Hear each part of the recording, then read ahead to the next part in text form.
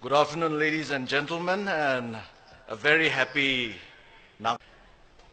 It is said that there are always three kinds of people in any given society. This threefold distinction has been noted and made by notable sociologists and public intellectuals. But this threefold distinction of the three kinds of people, it was first identified and first stated by the supporters and founders of democracy in ancient Greece.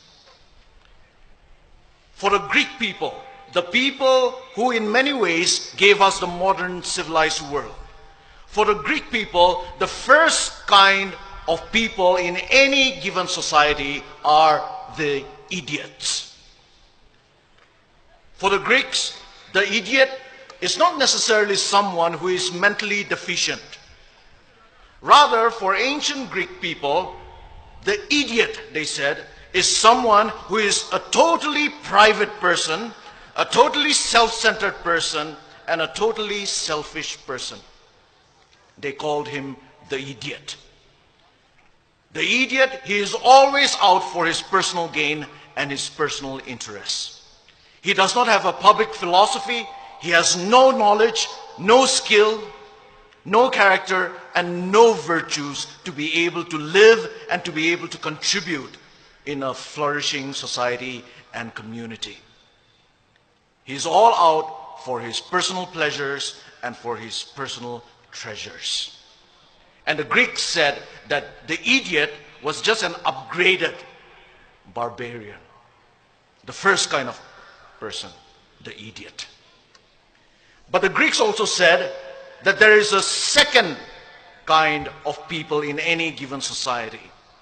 And the Greeks called these people the tribes people. When we say tribes people, we don't necessarily mean the fact of belonging to a certain tribe, which is a good thing. But when they use the word tribes people, the Greeks meant a tribal and a tribalistic mentality. And the Greeks said that tribes people are those people who are not able to think beyond their small tribe or their small groups. For tribes people, their primary allegiance, their only allegiance, and their ultimate allegiance is to their tribe. Their tribe is their God, and their religion is tribalism. And tribes people, the Greeks said, are always afraid of things that are different, that are a little alien to them. They are always suspicious and fearful. And they always dealt with different people and difficult situations with intimidation, with force, and with violence. And the Greeks also said that the ideal person for tribes people is the warrior, because tribes people are a war-making people. Their ideal is the warrior. But it was not so for the Greeks. For the Greeks, there was another kind of people, another kind of a person, and that was the ideal person. And the Greeks called this ideal person the citizen. The citizen.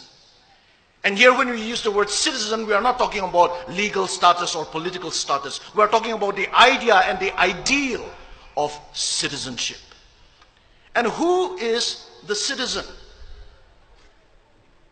The citizen, according to the Greeks, is someone who has the skills and the knowledge to live a public life, who is able to live a life of civility. The citizen recognizes that he or she is a member of a commonwealth and thus strives for the common good. That is the citizen. The citizen, yes, he or she knows his or her rights in a society. But he or she also knows his or her responsibilities to society. The citizen can fight for his rights, but always with an awareness of and with a respect for the rights and interests of others, of their neighbors, of the smallest of minorities, and of the worst of their enemies. And it is citizens, the Greeks said, that make and that make up a civilized society. Because citizens settle their differences with civility. So they produce a civilized society. A society that truly lives up to the name, to the meaning of the name society. Society literally means friendship and friendliness. That is the threefold distinction that the Greeks have given us. That is the choice that each and every individual, wherever he or she may be, has to make in a society. And I believe that that is the choice that starkly faces us Naga people today.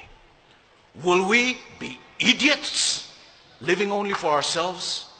Will we be tribalistic, tribes people, unable to think beyond our tribes and our small groups? Or will we be citizens? Citizens in the best sense of the word. Today, on this historic day, I believe I want to make my choice. And I also believe that you will want to make your choice. And I hope you and I will take that right choice. And it is with that hope that I want to finally address you, ladies and gentlemen, as my fellow Naga citizens. May God bless you, and may God bless our Naga people. Thank you. Thank you, Dr. Kevichusa.